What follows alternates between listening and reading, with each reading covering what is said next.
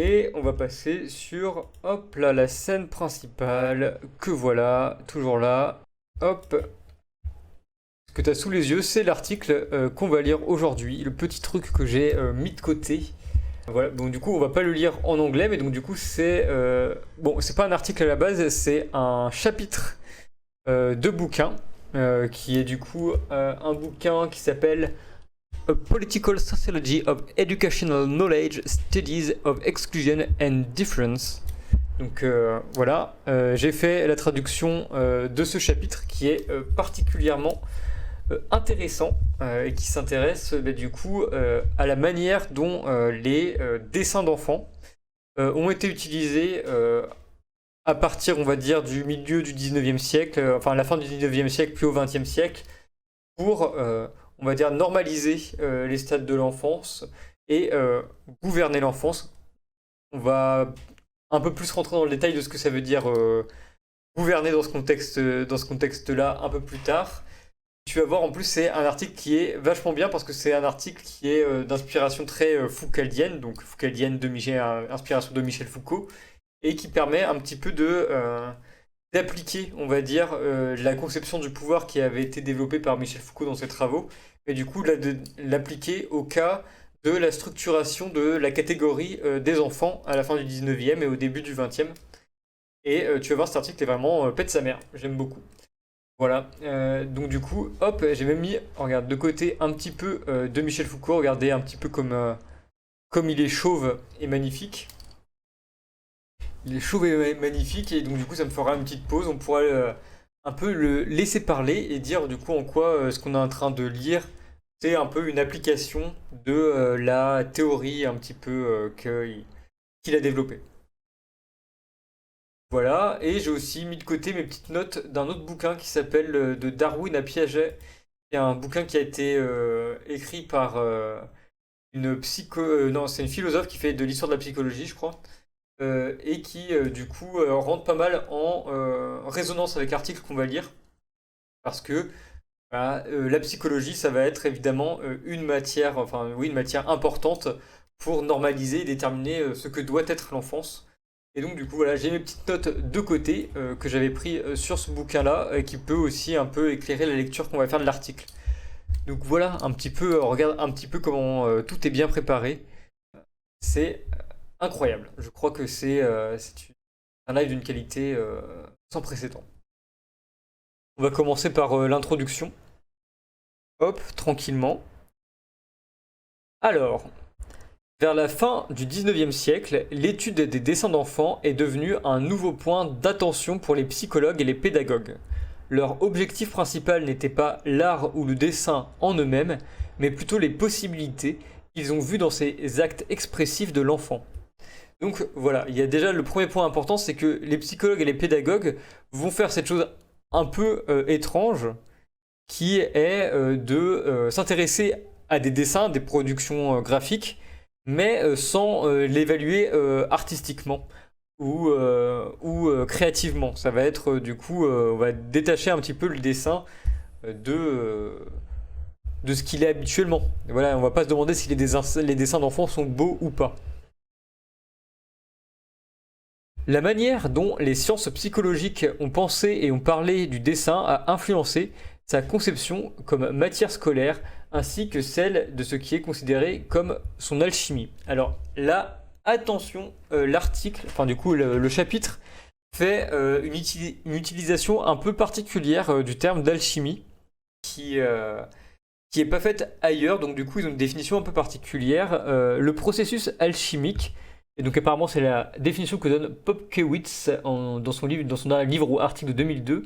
Donc le processus alchimique réside dans les outils de traduction qui transforment n'importe quelle matière, qu'il s'agisse de sciences, de mathématiques, d'art ou de musique, en forme curriculaire, qui sont là pour construire l'enfant gouvernable. L'alchimie, c'est donc les moyens par lesquels une matière est transformée en forme curriculaire. Donc curriculaire, ça veut dire quoi? Bah du coup, avec plusieurs étapes, quoi. Bah, un peu comme quand un curriculum vitae, on met les différentes étapes de notre éducation et des fois nos étapes professionnelles.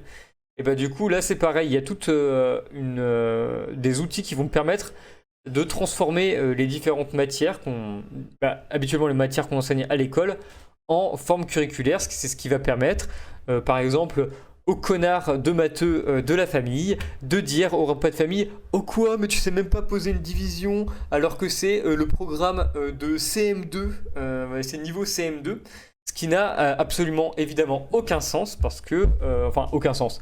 Il n'y a pas de nature CM2 de la division, et poser la division c'est pas plus enfin c'est quelque chose de niveau CM2 que parce que on a développé une forme curriculaire des mathématiques et qu'on a une vision en étape, en niveau de l'acquisition des mathématiques, où apparemment poser la division, ça serait lié à un niveau qu'on aurait à l'âge qu'on a en CM2. Mais on peut, enfin voilà, dans les faits, on peut apprendre à poser la division hors du CM2, avant ou après, qu'importe, il n'y a pas de nature de niveau du CM2 de la division, quoi. Mais donc voilà, quand cet article va parler d'alchimie, ça va parler du coup de la transformation des matières en forme curriculaire et donc évidemment en forme scolaire. Ces ingrédients deviennent invisibles lorsqu'on regarde le produit final qui est le sujet scolaire. Oui, donc voilà, ce qui est important, c'est que c'est pour ça que l'article parle d'alchimie, c'est que ces ingrédients qui permettent de transformer une matière en forme curriculaire, c'est quelque chose qu'on ne voit plus en fait dans le résultat final. On ne pense plus aux étapes qu'il a fallu passer pour transformer le dessin par exemple en matière scolaire, ou des étapes qu'il a fallu passer pour transformer la mathématique en matière scolaire et curriculaire avec la forme qu'on lui connaît aujourd'hui. Et donc du coup il faut décomposer un petit peu l'histoire de ces matières scolaires pour voir reparaître ces éléments alchimiques qui se sont donc dissolus dans le processus. Donc voilà, je pense que c'est à peu près clair comme ça ce que ça veut dire alchimie dans cet article, et c'est voilà, une manière un peu particulière d'utiliser le mot. Historiquement, le dessin a été exploré comme un miroir du développement mental de l'enfant et comme étant lui-même divisé en plusieurs étapes permettant de distinguer l'enfant normal et l'enfant anormal. Il est particulièrement important de souligner ici que le dessin n'était pas considéré comme un problème artistique, mais a été traduit en des images particulières gouvernant la manière dont l'enfant devrait se développer. Lorsqu'on considère le dessin à l'école, on ne considère pas le dessin comme une pratique artistique, mais comme une discipline ayant de multiples facettes qui sont mises ensemble sous l'étiquette de dessin, comme une matière scolaire qui recouvre bien plus que le dessin. Donc ce chapitre examine historiquement ce qui peut être pensé et dit à propos du dessin scolaire. Il aborde les manières dont le dessin a été utilisé au sein des écoles, ceci d'une manière qui retrace les conditions de possibilité qui ont rendu raisonnable de considérer que le dessin puisse être utilisé comme un outil permettant de parler et de naturaliser la notion selon laquelle un enfant se développe d'après une trajectoire de croissance normalisée par l'éducation. La première section se concentre sur la notion de développement dans la fabrication de l'enfant comme objet de recherche et d'étude, et comme une nouvelle cible des technologies d'administration au travers du raisonnement statistique. En tant que citoyen du futur, l'enfant doit être suivi, contrôlé et normalisé dans le but de maintenir une homéostasie sociale. Donc homéostasie, c'est un mot un peu compliqué pour dire homogénéité sociale, mais je crois que c'est un mot issu de la biologie, du coup ça va bien avec le champ lexical du développement qui est utilisé dans le reste de l'article. Mais du coup je ne connaissais pas ce mot du tout là, du tout avant. Donc une homéostasie sociale dans le cadre de la promesse séculière de l'État moderne.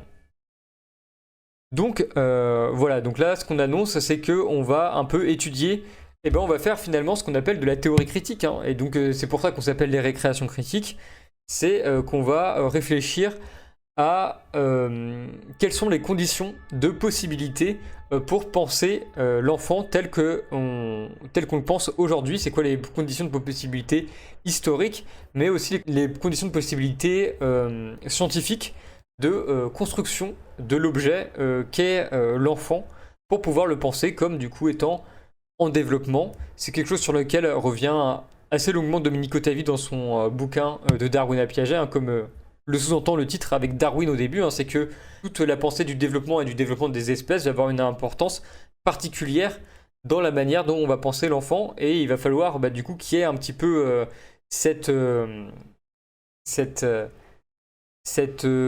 mode de raisonnement scientifique du développement pour qu'on puisse commencer à penser l'enfant comme on le pense aujourd'hui.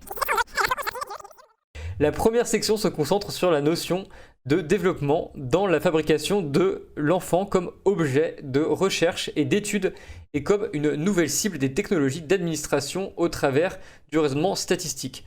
Donc voilà, il y a deux choses que va mettre en avant l'article. C'est la manière dont il y a des nouveaux modes de pensée scientifiques, donc de modes de pensée scientifiques issus notamment de la biologie qui pensent en termes de développement, et aussi comment des techniques gouvernementales, des techniques d'administration vont influencer la manière dont on pense l'enfant, et notamment l'enfant comme étant un enfant en développement du coup, et en développement selon des stades normalisés. En tant que citoyen du futur, l'enfant doit être suivi, contrôlé et normalisé dans le but de maintenir une homéostasie sociale dans le cadre de la promesse séculière de l'État moderne.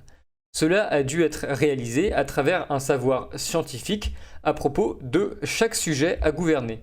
La psychologie a été la technologie centrale dans ce gouvernement des enfants à l'école et a simultanément donné aux enfants des moyens de penser et d'agir sur eux-mêmes en tant que normaux, anormaux, capables, compétents, talentueux, etc. L'entrée des dessins dans les laboratoires de psychologie a permis une pratique de dissection de chaque partie et de chaque geste dans le souci de générer des lois universelles basées sur ce qui était considéré comme des comportements adaptés à l'âge. L'analyse des dessins d'enfants a produit des espaces conceptuels permettant de séparer le développement normal et anormal de l'enfant. Ceci est discuté dans la seconde section. De plus, cette section discute la manière dont l'alchimie du dessin a été éloignée de la pratique du dessin comme pratique artistique. L'intérêt était plus la construction d'un citoyen normal et moral. La troisième section se concentre sur la manière dont la naturalisation du développement a incarné des relations spécifiques de savoir-pouvoir concernant les stades de développement durant l'enfance. Un genre spécifique d'être humain a été créé. L'enfant en développement en tant que genre spécifique de personne a été un sujet de gouvernement dans la gestion de la vie dans toutes ses régularités et irrégularités.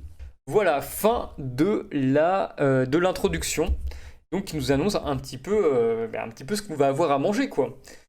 Et si vous avez l'oreille un petit peu avertie aux choses de la philosophie et notamment aux choses de Michel Foucault, normalement vous avez entendu des mots comme par exemple technologie à propos de la psychologie, des trucs comme savoir-pouvoir, et même à la fin le gouvernement dans la gestion de la vie, dans toutes ses régularités et irrégularités.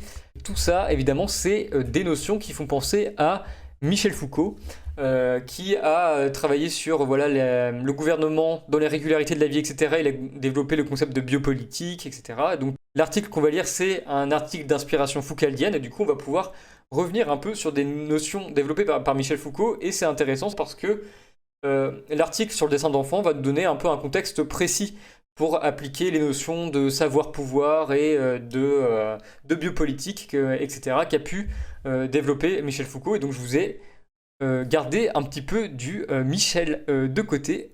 Voilà, hop, que je vous passerai la vidéo un peu plus tard pour revenir sur des notions, parce que l'article convoque plusieurs fois Michel Foucault, et on pourra en reparler un peu plus tard. Mais donc du coup, on va pouvoir, si vous êtes tous prêts et prêtes, passer directement à la lecture de la première partie, hop, qui est une partie dédiée à la notion de développement et un raisonnement dans la fabrication de l'enfance. Hop, c'est bon, vous êtes prêts pour partir dans la lecture de la première partie et un petit peu en apprendre sur comment s'est développée cette notion de développement qui est vraiment une notion hyper importante dans la manière dont on peut penser l'enfance aujourd'hui évidemment. Donc c'est parti. Durant le XVIIIe et le XIXe siècle, l'enfance a été un champ d'intérêt pour différents acteurs. À la question «Qu'est-ce qu'un enfant?», il existait des réponses très différentes, mais toutes coïncident dans la considération de l'enfant non seulement comme une personne à éduquer, mais comme un citoyen en devenir. Durant la modernité, les problèmes moraux ont été convertis en problèmes scientifiques, devenant une part de l'administration des individus et de la société. L'éducation de l'enfant est devenue non seulement un problème familial, mais un problème institutionnel ainsi que national, puisque les conditions environnementales dans lesquelles l'enfant a été éduqué peuvent produire des comportements immoraux, criminels, voire des maladies physiques. Et donc voilà, là on a un petit peu tout l'intérêt que va développer du coup l'État pour un gouvernement des enfants, parce que la fin du XVIIIe siècle et le début du XIXe siècle, c'est à cet endroit-là que Michel Foucault, dans ses cours, notamment ses cours sur sécurité, territoire, population, du coup repère un truc qu'il appelle le développement des arts de gouverner. Mais en gros, ce qu'il dit, c'est qu'il y a l'idée que finalement, on s'aperçoit que ce qui fait la force d'un État, c'est pas tant ses conquêtes, etc., mais ça va être plutôt sa population. C'est ce qui va permettre de mesurer un peu la force d'un État, et donc du coup, il va y avoir tout un intérêt à mesurer un petit peu la force qu'a l'État, quelles sont ses forces économiques, etc. Et il va y avoir du coup tout le développement de la statistique, qui est la science de l'État, et d'ailleurs on l'entend dans le mot statistique, parce qu'il y a status, l'État, qui était vraiment un petit peu la science qui permettait de mesurer les différentes forces de l'État, en termes de démographie, de population, d'économie, etc. Donc la scientifisation de l'enfance a été un nouveau geste administratif qui accompagnait d'autres pratiques de l'État-providence. À travers l'observation du corps des enfants et de leur comportement, en passant par des récits, des graphiques ou des tableaux, la conception de l'enfance a été davantage reliée à des pratiques gouvernementales qu'à la description d'un état naturel. Oui, voilà, ça c'est intéressant, et c'est ce que dit aussi Dominique Otavi dans les premières parties de Darwin à Piaget, c'est que quand le regard scientifique s'est tourné vers l'enfance, il s'est pas tourné vers l'enfance pour lui-même, pour décrire l'état naturel de l'enfant. Il s'est tourné vers l'enfant pour différentes raisons. Donc il y a des raisons gouvernementales du coup que souligne l'article ici, mais il y a d'autres raisons au niveau de la science. Ce que souligne Dominique Otavi, c'est plutôt que ce que les scientifiques de l'époque, et Darwin notamment, Darwin a fait une monographie de son enfant, du coup une monographie du coup qui décrit le développement de son enfance, parce que du coup c'était un peu ça la pratique psychologique de l'époque.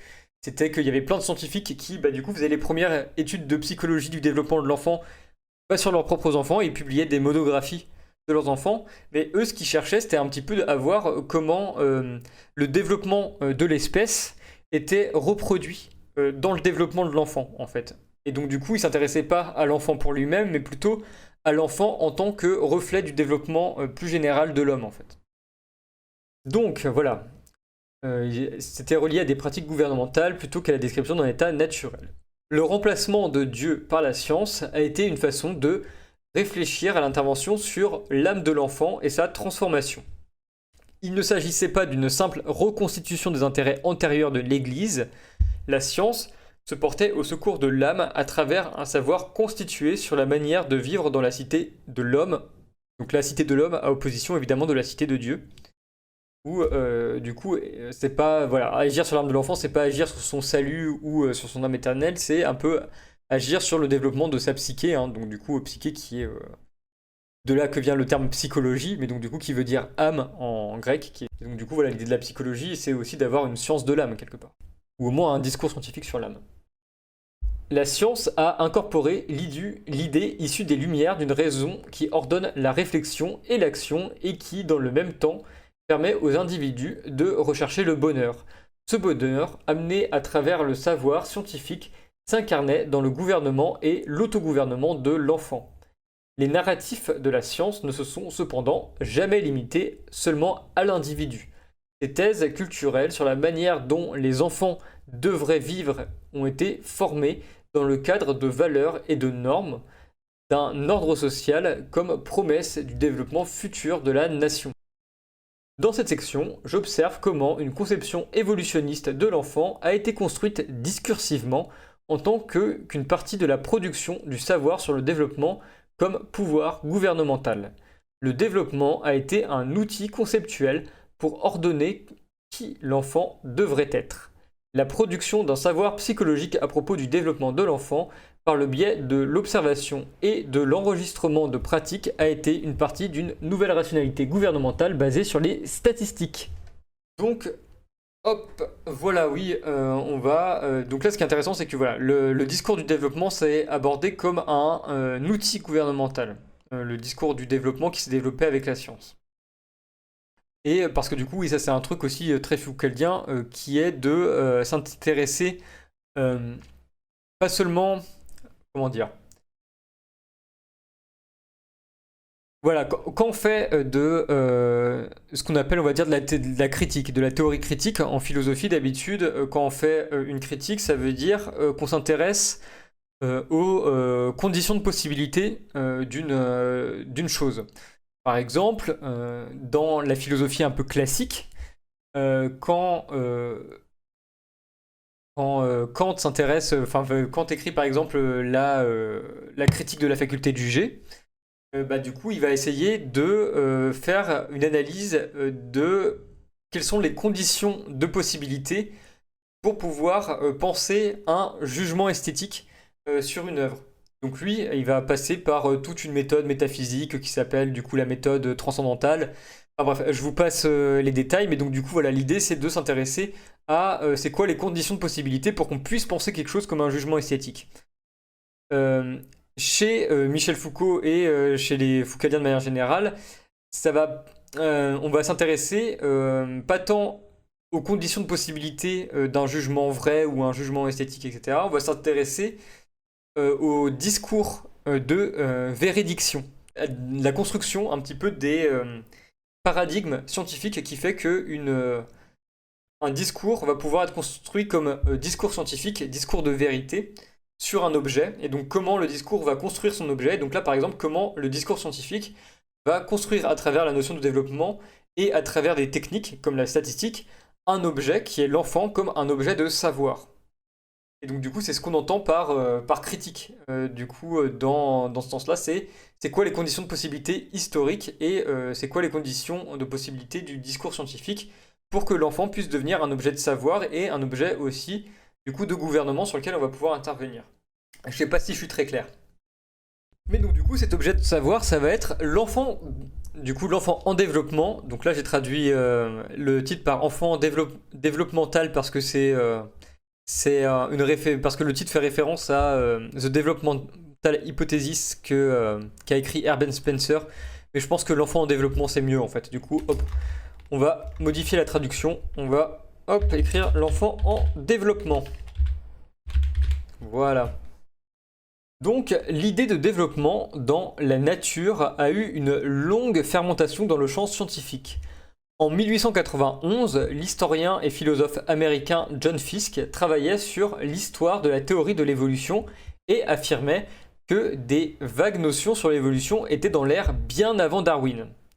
Fiske considérait que Herbert Spencer, dans la lignée de l'embryologiste allemand von Baer, avait réactivé et développé les études dans ce domaine. C'est à Spencer qu'il attribuait la notion simple, mais jusque-là pas évidente, d'évolution comme théorie du développement d'un point de départ à une fin.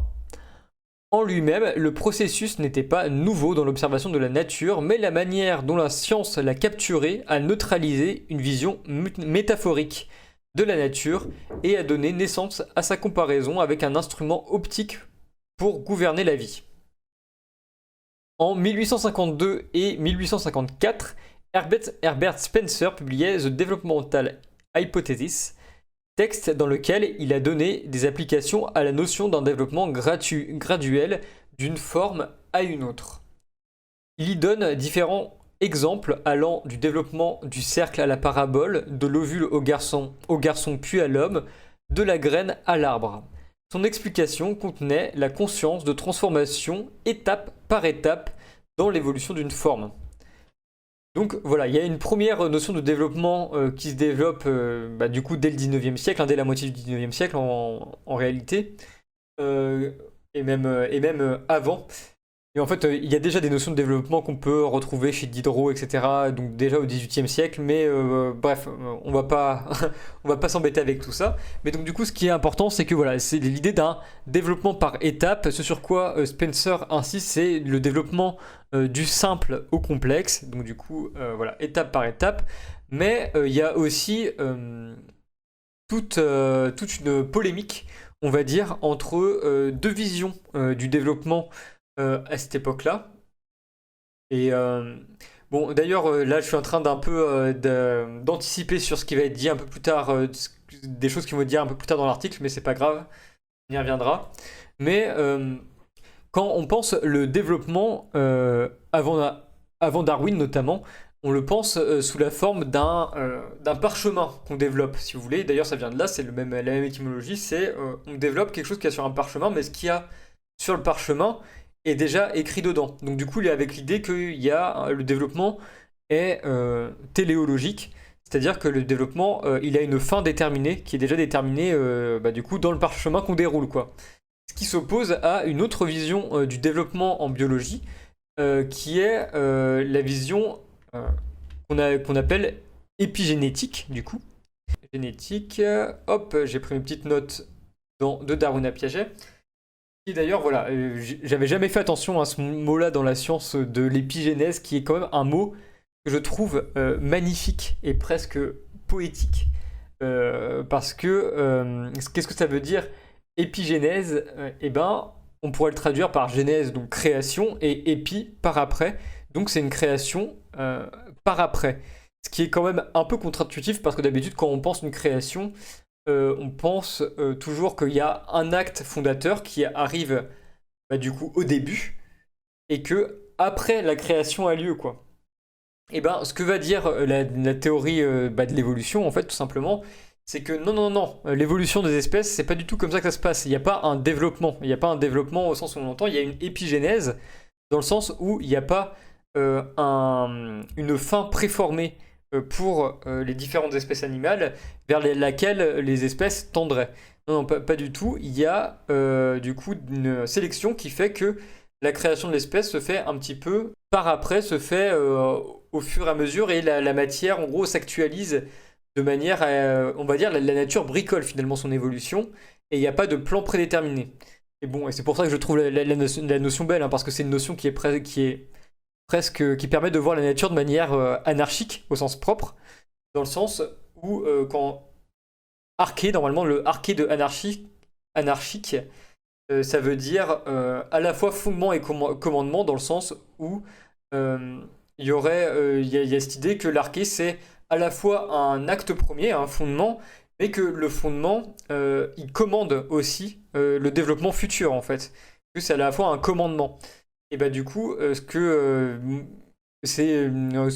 remet en cause la théorie de l'évolution, c'est que la nature est une archée, en fait. Du coup, la nature a plutôt un fonctionnement anarchique où il n'y a pas de fondement qui commande l'évolution future. En fait, la nature bricole. Il n'y a pas un grand architecte.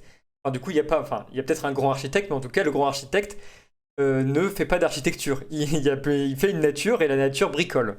La nature bricole, et par exemple, il y a l'exemple du panda qui est souvent pris, du faux pouce du panda, qui, je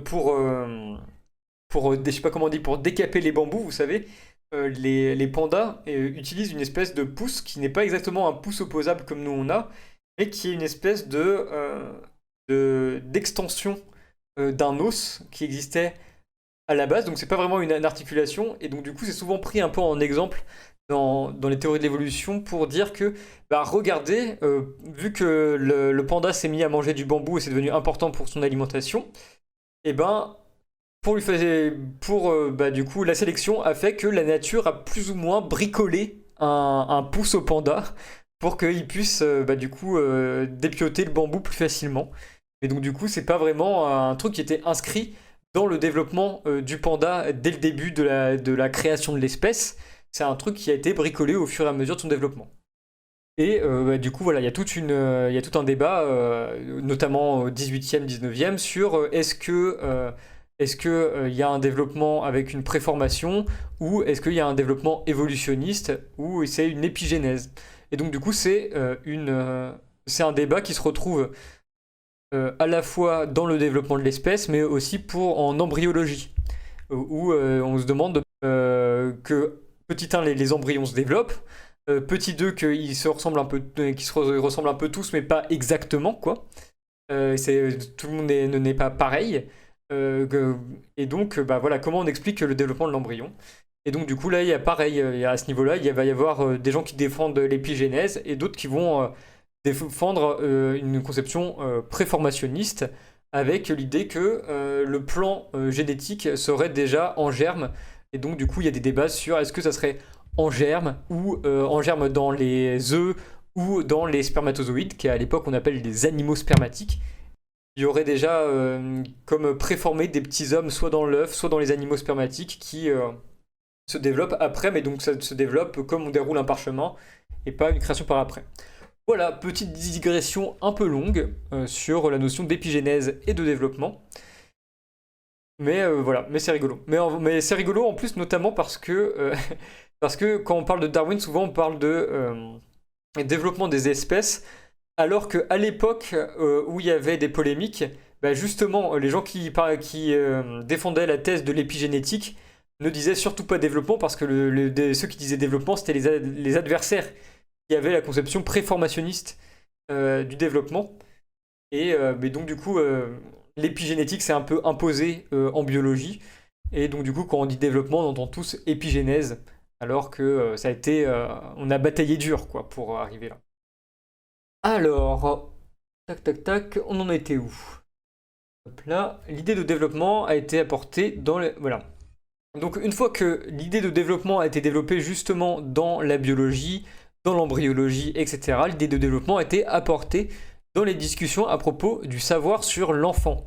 La notion qu'avait Spencer de la croissance de l'intelligence contenait les ingrédients qui allaient constituer l'idée de développement en psychologie et en pédagogie.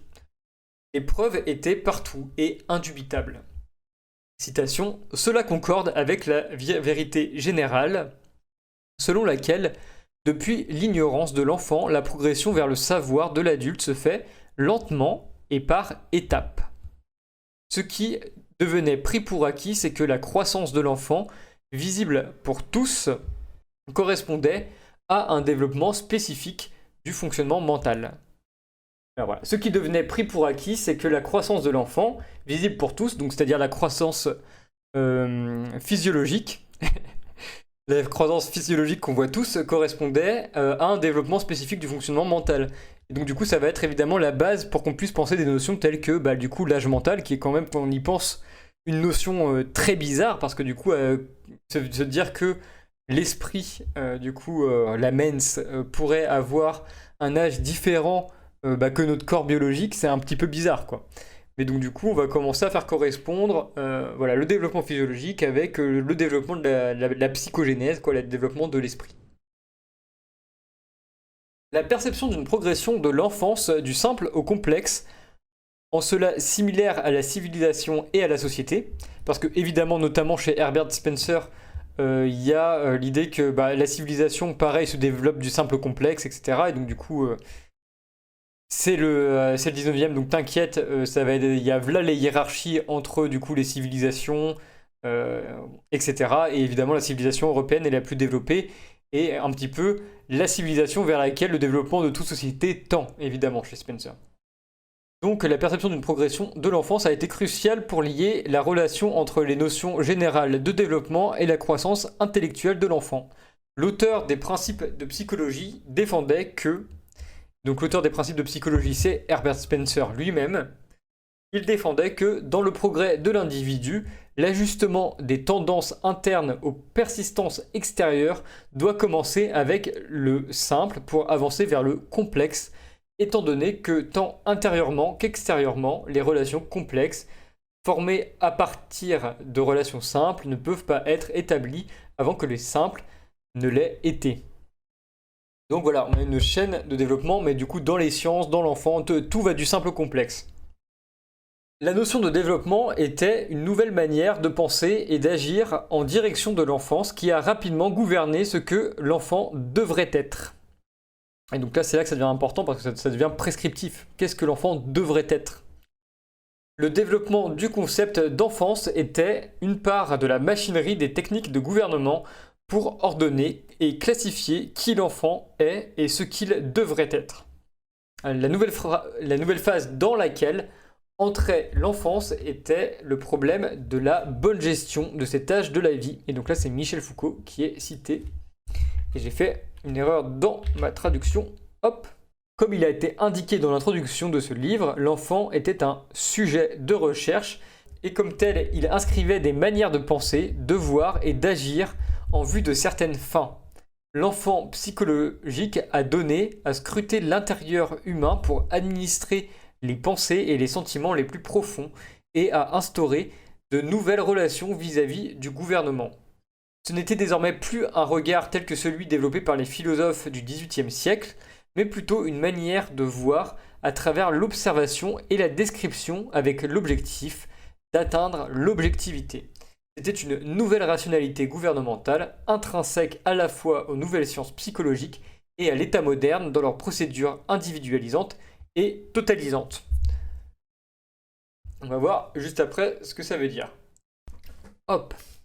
Donc, gouverner l'enfant à travers un raisonnement statistique. Donc là, on va voir à quel point la statistique a été important pour former un savoir sur l'enfant, un savoir sur l'enfant comme objet scientifique et comme objet qui s'oppose du coup, par exemple, là, du coup, aux observations des philosophes du 18e qui sont mentionnés juste au-dessus, où les philosophes du 18e vont déjà parler de l'enfance. Hein, on peut penser à Rousseau, évidemment, qui a écrit L'Émile ou de l'éducation, où il y avait déjà un peu cette description d'un enfant, mais du coup c'est plus une espèce de regard porté sur l'enfant qui est en même temps un regard porté sur la nature de l'enfant avec l'idée qu'il y a un enfant naturel, etc. Et c'est pas, oui voilà, c'est pas un regard porté sur l'enfant qui a vocation à être une science positive de l'enfance. Alors que là, dans le 19e siècle, on va pouvoir rentrer vraiment dans l'idée qu'on peut faire une science du développement psychologique de l'enfant. Les procédures individualisantes et totalisantes mentionnées plus haut étaient une partie de nouveaux raisonnements sur la population que Michel Foucault a appelé gouvernementalité. La gouvernementalité a été une rationalité visant à gouverner l'État et ses citoyens et était basée sur un savoir scientifique à propos du gouvernement de chaque sujet. Petit point, le gouvernement, chez Michel Foucault, il en donne une définition un petit peu courte dans un de ses cours où il dit que finalement le gouvernement, c'est tout ce qui vise à conduire des conduites, à influencer les conduites des gens, à faire qu'ils aient le bon développement, qu'ils aient le bon comportement, c'est voilà, la conduite des conduites. Ça, c'est le gouvernement. Et donc du coup, on sort de définition un petit peu, on va dire, classique du gouvernement où le gouvernement c'est quelque chose qu'on détiendrait en propre. Par exemple, le gouvernement c'est quelque chose que détient simplement l'État, le roi qui gouverne parce que il y a quelque chose, enfin voilà, il peut appliquer des peines, il est souverain, etc. Il a un pouvoir souverain. Chez Michel Foucault, le gouvernement ça va plus du coup se caractériser par des techniques et des techniques qui sont diffuses dans la société. Le gouvernement, c'est par exemple aussi l'attitude que les parents vont adopter par rapport aux enfants, c'est l'attitude que les profs vont adopter, c'est les différentes techniques de gouvernement. Mais du coup, c'est tout un tas de techniques, de discours qui vont circuler de manière assez diffuse, quoi. Bon, si vous voulez, mon problème a été de me dire, mais est-ce qu'on ne peut pas étudier la manière dont effectivement fonctionne le pouvoir ? Alors quand je dis le pouvoir, il ne s'agit absolument pas de repérer une instance ou une espèce de puissance qui serait là, occulte ou visible, peu importe, et qui diffuserait son rayonnement nocif à travers le corps social ou qui étendrait d'une façon fatale son réseau. Il ne s'agit pas de, pour le pouvoir ou pour quelque chose qui serait le pouvoir, de jeter un grand filet de plus en plus serré qui étranglerait et la société et les individus. C'est absolument pas de ça qu'il s'agit. Le pouvoir, c'est des relations. Le pouvoir, ce n'est pas une chose. C'est une relation entre deux individus et une relation qui est telle que l'un peut conduire la conduite d'un autre, ou déterminer la conduite d'un autre, la déterminer volontairement en fonction d'un certain nombre d'objectifs qui sont les siens.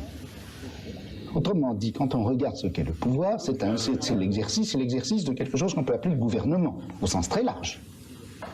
On peut gouverner une société, on peut gouverner un groupe, on peut gouverner une communauté, on peut gouverner une famille, on peut gouverner quelqu'un. Et quand je dis gouverner quelqu'un, c'est simplement au sens où l'on peut déterminer sa conduite en fonction de stratégies, en utilisant un certain nombre de tactiques. Donc, si vous voulez, c'est la gouvernementalité, au sens large, entendu donc comme ensemble des relations de pouvoir et techniques qui permettent à ces relations de pouvoir de s'exercer. C'est cela que j'ai essayé. La gouvernementalité a été une rationalité visant à gouverner l'État et ses citoyens et était basée sur un savoir scientifique à propos du gouvernement de chaque sujet. Le fait de raisonner à propos de l'enfant comme un genre spécifique d'être humain s'est inscrit dans cette nouvelle rationalité du gouvernement de la vie. Et donc gouvernement de la vie que plus tard Foucault va appeler biopolitique. L'enfance a été traitée comme le point nodal d'un âge adulte en santé ou dysfonctionnel et est donc devenu objet de surveillance. Voilà, on a commencé par expliquer les adultes dysfonctionnels par rapport à leur enfance, et donc du coup évidemment il fallait surveiller les enfants pour que les adultes ne deviennent pas des criminels, des fous, des dégénérés, etc. Voilà, ce genre de choses. Si l'enfant n'était pas encore capable, compétent, raisonnable ou civilisé, la science a apporté des modes de vie montrant la manière correcte d'atteindre ces caractéristiques, et donc de gouverner la vie des enfants en leur faisant adopter des conduites les menant vers leur bon développement. Un savoir scientifique sur l'enfant est apparu comme un thème salvateur dans les pratiques pédagogiques. Les frontières identitaires de chaque élève ont été définies en fonction de catégories dans lesquelles ils étaient référencés.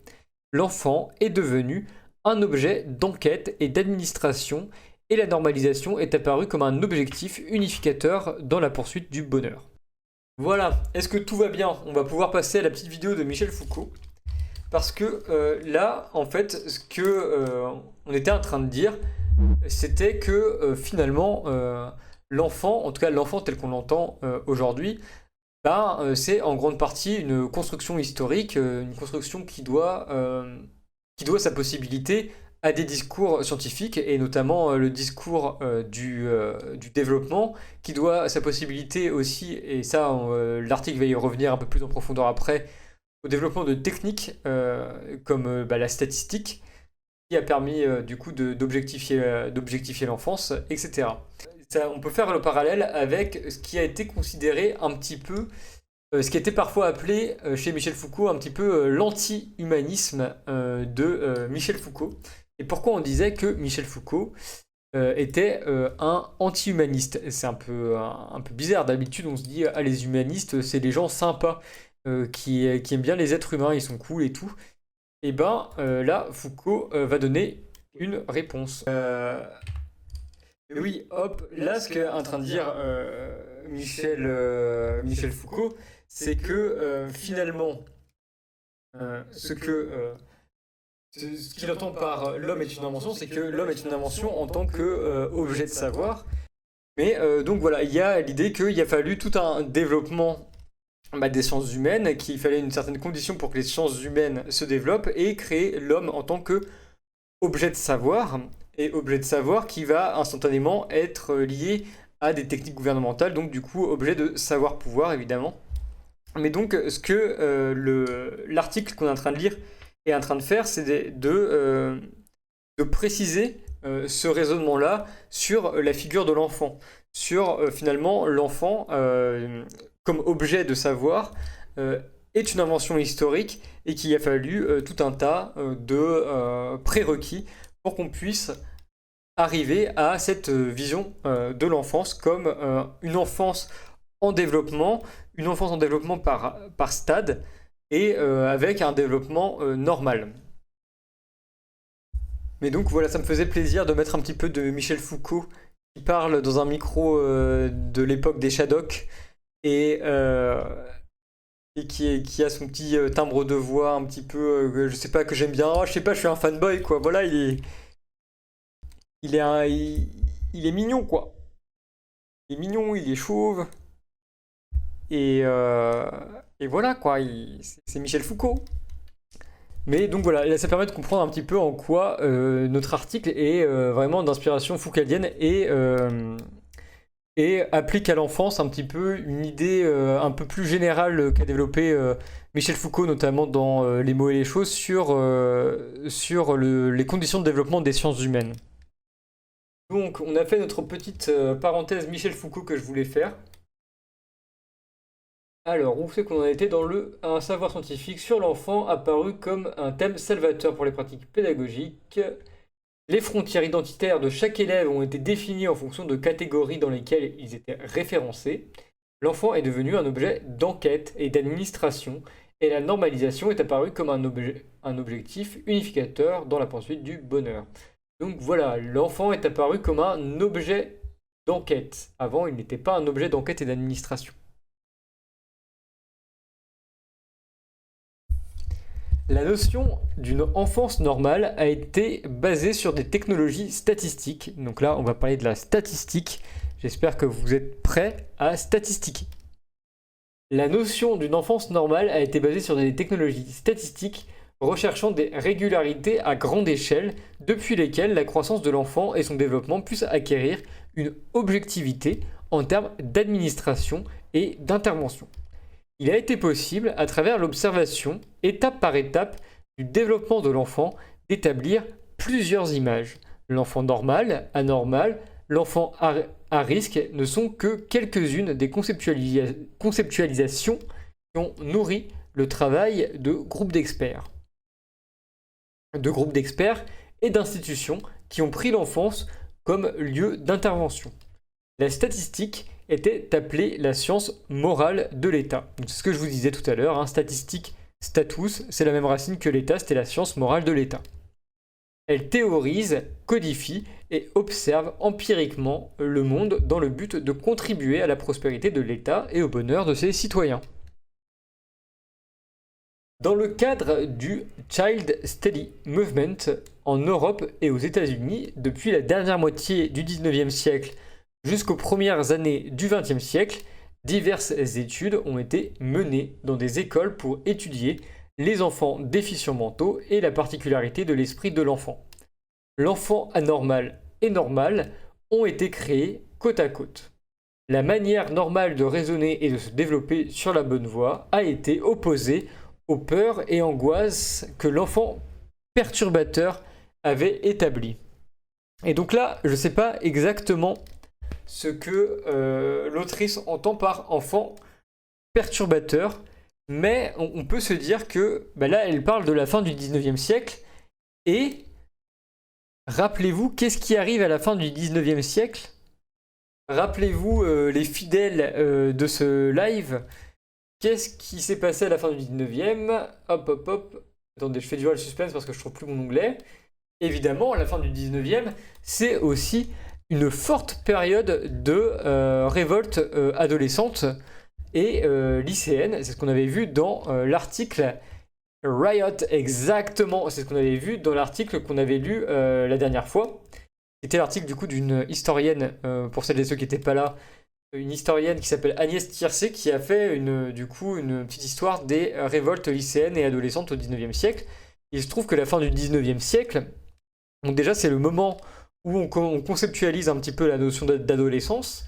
Et voilà, là il y a toute une chronologie qui montre qu'à la fin du 19e, il y a vraiment beaucoup de révoltes lycéennes qui sont aussi liées au contexte politique du passage de la monarchie à la République, etc. Mais vous voyez là, en 1870, il y a plein de révoltes dans plein de lycées, de collèges. C'est le dawa, quoi. C'est le dawa.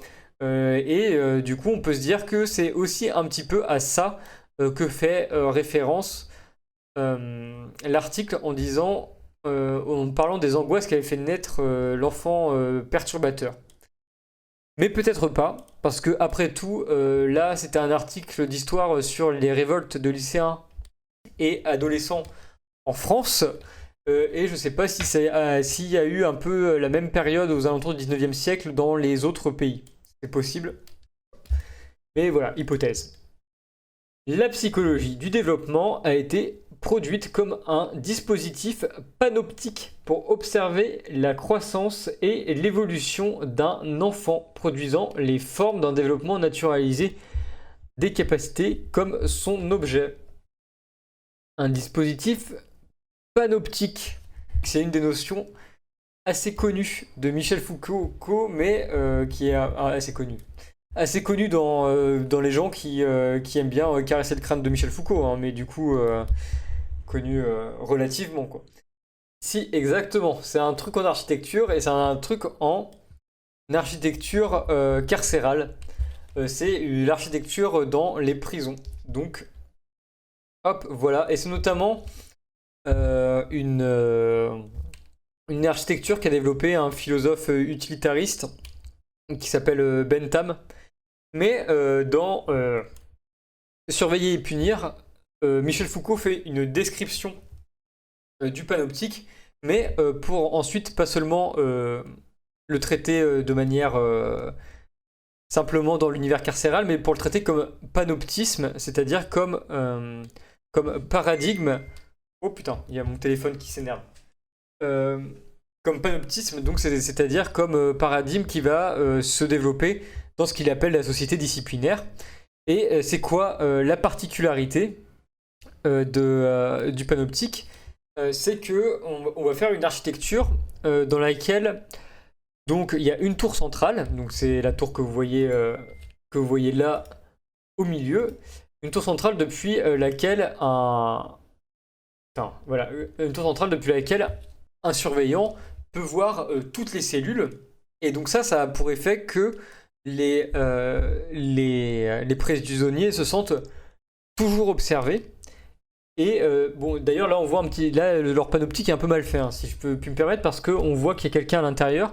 Normalement le panoptique doit être fait de manière à ce qu'on ne voit pas quand la tour est vide ou quand il y a quelqu'un.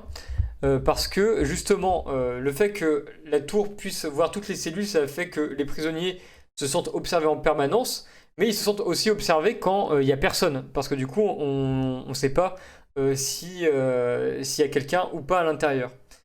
Et d'ailleurs dans les descriptions de Bentham, il y a même des systèmes de tuyaux qui font qu'ils sont aussi écoutés. Il y a déjà des micros dans les cellules. Et donc ça doit produire quel effet sur les prisonniers? Donc déjà, évidemment, ça produit un effet horrible, évidemment, mais l'idée de Bentham, c'est que à partir de là, les prisonniers vont, en se sentant observés tout le temps et en ayant leur faits et gestes observés tout le temps, ils vont s'auto-réformer, ils vont finir par avoir un regard qui font qu'ils se surveillent eux-mêmes. En fait. C'est ça vraiment l'idée du panoptique. C'est ça l'idée centrale. Les philosophes, pour faire des architectures comme ça, infernales, cauchemardesques, ils sont très forts. Et moi, j'aime bien comparer le panoptique avec la description que fait Leibniz à la fin du 18e, non pas à la fin du 18e, à la fin du 17e, de ce qu'il imagine être des académies de jeu. Parce que Leibniz a écrit un texte qui s'appelle La drôle de pensée, dans lequel il défend l'idée que ça serait bien de faire des académies de jeux un peu partout sur le territoire, donc en fait des casinos quoi, grosso merdo. Et parce que ça permet de développer l'art de créer, enfin il y a tout un truc là-dessus. Mais je vais vous chercher le texte, il est juste derrière moi, je vais aller vous le chercher, mais vous allez voir que il décrit l'académie de jeu de manière un peu particulière. Hop là, voilà, j'ai du Leibniz sous le regard, et donc du coup, quand il décrit les académies de jeu qu'il veut construire, il écrit: ces maisons ou chambres seront bâties de manière que le maître de la maison pourra entendre et voir tout ce qui se dit et fait, sans qu'on l'aperçoive par le moyen des miroirs et de tuyaux, ce qui serait une chose très importante pour l'État et une espèce de confessionnal politique. Donc là, vous avez compris, lui aussi, il a l'idée que finalement, le maître du casino pourrait voir tout, enfin du coup, qui serait sans doute nommé par l'État, hein, mais bon, bref, pourrait voir tout ce qui se passe dans le casino et entendre tout ce qui se passe. Comme ça pourrait servir, il pourrait devenir un mouchard pour l'État, c'est ce que ça veut dire, confessionnal politique, et donc du coup, un petit peu rapporter la dissidence, etc. Mais donc du coup, voilà ce qui change de l'académie de jeu de Leibniz au panoptique de Bentham, c'est que chez Leibniz, il y a encore l'idée que c'est le pouvoir souverain qui va pouvoir s'exercer une fois que le souverain est mis au courant, qui va pouvoir punir du coup les gens dissidents, etc. Et donc finalement, Leibniz pense une architecture faite pour des mouchards, quoi. Qui va pouvoir rapporter au pouvoir souverain. Alors que chez Bentham, le vrai truc qui change en fait dans le paradigme de son architecture, c'est que la surveillance doit devenir une surveillance interne des individus qui vont s'auto-réformer eux-mêmes. Donc, voilà, après cette longue digression, comme d'habitude, eh ben, quand notre article dit que la psychologie du développement a été produite comme un dispositif panoptique pour observer la croissance et l'évolution d'un enfant, ça veut dire que, bon, d'une part, on peut surveiller les enfants, effectivement, avec l'idée du développement, avec l'idée qu'ils vont devoir passer par des stades, etc. Ça donne des critères de surveillance, mais ça veut dire aussi que les enfants vont pouvoir porter un regard sur eux-mêmes et se juger eux-mêmes en se disant « Ah, je suis anormal, ah, je suis pas bien développé, faut que je me développe mieux, faut que je sois à la hauteur de mon âge mental, machin, etc. » Et donc du coup, ils vont pouvoir incorporer aussi le développement, le bon développement, de manière panoptique. Voilà. Donc c'est ça que ça sous-entend aussi l'idée de dispositif panoptique. Ça ne veut pas dire que c'est juste un truc de surveillance, c'est que c'est un truc de surveillance qui permet aussi d'incorporer par les gens surveillés eux-mêmes les normes, les critères, les normes, quoi. C'est dans ce contexte que le dessin, comme représentation d'une capacité de développement, a paru utile pour saisir les différences entre les dessins d'enfants de différentes cultures ou la manière dont les goûts et les aptitudes évoluent. Stanley Hall a été l'un des meneurs de ce mouvement aux États-Unis. Ses études sur l'enfant fournissent un exemple des nouvelles manières d'enregistrer, d'observer et d'interpréter les données collectées sur la croissance et le développement de l'enfant. Sous la direction de Hall, les écoles de Boston ont mené une étude pour connaître ce que les enfants savent lorsqu'ils entrent à l'école. L'idée prenait son inspiration dans une étude allemande qui a eu lieu en 1869.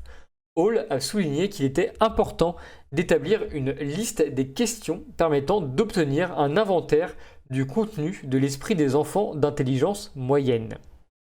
Et là, important d'intelligence moyenne. On va faire des moyennes, on va faire de la statistique. Dans les Child Studies a émergé un nouveau style de raisonnement cherchant à connaître et administrer le genre moyen de l'enfant. L'universalité d'une notion d'enfance était rendue raisonnable au travers de l'utilisation d'enquêtes approfondies d'une taille telle qu'elle pouvait être considérée comme représentative d'une classe sociale donnée. Les conclusions tirées par Hall rendent évidente l'utilisation des technologies statistiques pour donner un cadre à l'apparence de la réalité. Hall était conscient que les résultats des enquêtes à large échelle étaient dans une certaine mesure la première porte d'entrée vers un domaine qui, selon lui, avait besoin d'être spécifié et dans lesquels des groupes de concepts uniques devraient faire l'objet d'études plus approfondies auprès d'un grand nombre d'enfants. Tout à quoi Hall affirme que une des difficultés est de définir les points essentiels à tester. S'ils ne sont pas caractéristiques et typiques, tout ce travail est inutile. Nous croyons non seulement que des conclusions éducatives de grande importance et de grande portée peuvent être basées ou illustrées par de tels résultats, mais aussi que bien que de nombreuses sources d'inexactitude peuvent limiter leur valeur, ces résultats sont d'une grande importance pour l'anthropologie et la psychologie. L'utilisation de tests dans les recherches psychologiques ont été vus comme une manière d'acquérir un statut scientifique. La technologie du test n'autorise pas seulement la mesure des attributs individuels de chaque sujet, mais aussi de voir comment ceux-ci étaient organisés en groupes de population et comment chaque individu s'inscrit dedans. La possibilité d'une comparaison et d'une catégorisation ont été le principal objectif pour l'établissement des caractéristiques de chaque enfant. Le raisonnement statistique que Hall a appliqué était ce qui élaborait une manière de cadrer et de donner forme à la réalité de l'enfance. En Europe, James Sully a aussi conduit de larges enquêtes dans le but d'approfondir une théorie du dessin d'enfants via une approche par étapes. En 1906, Lamprecht de l'université de Leipzig a coordonné une étude impliquant différents pays, Belgique, Suède, Italie, Angleterre, Russie, Japon, Inde, Afrique et les États-Unis, qui a fait naître des milliers de dessins. Donc voilà, là ce qui est en train de montrer l'article, c'est que tout ce développement statistique et l'arrivée de réflexion par développement à propos de la psychologie de l'enfant, c'est quelque chose de général, quoi. C'est un mouvement d'ensemble. Il y a plein de scientifiques qui font ça, il y a tout un mouvement scientifique qui fait ça, il y a plein d'études, plein d'enquêtes faites sur de très larges échelles pour pouvoir classifier, pour pouvoir faire des moyennes, etc. Il y a aussi du coup Édouard Claparède en Suisse, qui a été un autre pédagogue qui a analysé les dessins d'approximativement 3000 élèves. Dans toutes ces études, les professeurs étaient des éléments importants dans l'administration des exercices. C'était un point important puisque le dessin était introduit à l'école comme un moyen d'expression naturelle dans l'enfance, mais l'attention n'était pas portée sur le dessin en tant que langage artistique. Les yeux de la pédagogie étaient en train de se familiariser avec une certaine forme de questionnement et de solution qui venait de la psychologie. Voilà, il y a ce truc aussi que du coup la psychologie du développement va influencer la manière dont les pédagogues donc les professeurs vont regarder les enfants et vont regarder les dessins d'enfants.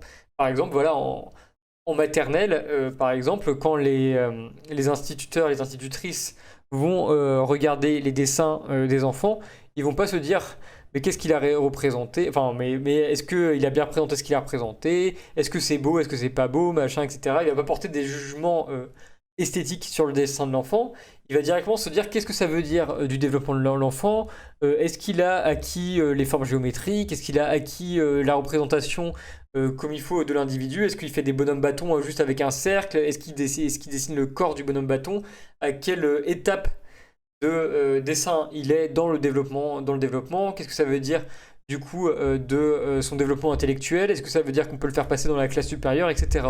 Donc ça accommode le regard pédagogique à tout un genre de questionnement qui est finalement un questionnement nouveau, quoi. Il y a une nouvelle manière de regarder. Ça, c'est aussi une thématique importante de la pensée foucaldienne des conditions de véridiction, des discours de véridiction amènent des nouvelles manières de regarder. Et donc là, c'est ce qu'on est en train de voir avec les enfants. Et ben, le discours psychologique, le discours du développement, la statistique va permettre aux pédagogues de jeter un nouveau regard sur l'enfance et de voir les enfants et leurs dessins de manière différente. Donc, alors j'en étais où donc on était sur les yeux de la pédagogie justement. La poursuite de vastes enquêtes utilisant le dessin comme un outil pour collecter des données et étudier ces processus devait créer une statistique de l'enfance, c'est-à-dire organiser soigneusement des collections d'observations portant sur des points tels que les questions des enfants, leur première réflexion sur la nature, la manifestation de leur sensibilité ou insensibilité. Et donc là, c'est une citation de James Sully, du coup, qui a mené ces enquêtes-là. Et donc, lui aussi disait que le but premier de ces enquêtes était d'établir une statistique de l'enfance. La création d'une archive remplie de détails minutieux sur chaque sujet est devenue la tâche permanente des sciences positives et l'outil de gouvernement le plus efficace de l'État et de toutes les institutions modernes, de la prison jusqu'à l'hôpital, aussi bien que jusqu'à l'école, donc. Le dessin a été utilisé comme un instrument méthodologique pour collecter des données empiriques, puis comme un outil diagnostique indiquant les éléments dangereux à l'intérieur d'un groupe de population, mais aussi comme un instrument de régulation avec lequel la normalité de l'enfant a été mesurée, et comme un miroir comparant entre différents enfants du même âge chronologique. Donc, dans la prochaine section, je me concentre sur la manière dont la notion de développement a été fabriquée. Cette fabrication a permis d'établir les divisions entre normal et le pathologique à un niveau mental et physique dans le déroulement de la vie enfantine. Parce que, évidemment, quand ils disent ça permet de repérer les enfants dangereux c'est au sens pas seulement les enfants potentiellement futurs délinquants, c'est pas forcément repérer la canaille, mais un petit peu aussi quand même. Mais c'est aussi dangereux, notamment, évidemment, le 19e siècle, c'est le développement de toutes les théories racistes et racialistes, et donc dangereux pour la dégénérescence de la race aussi. En mode, ah, c'est les mauvais éléments de la race, et donc ça ouvre aussi la porte à des politiques eugénistes dans cette perspective-là. Parce que voilà, le 19e siècle, hein, c'est vraiment point d'acmé de toutes les théories de la race européenne. C'est une folie.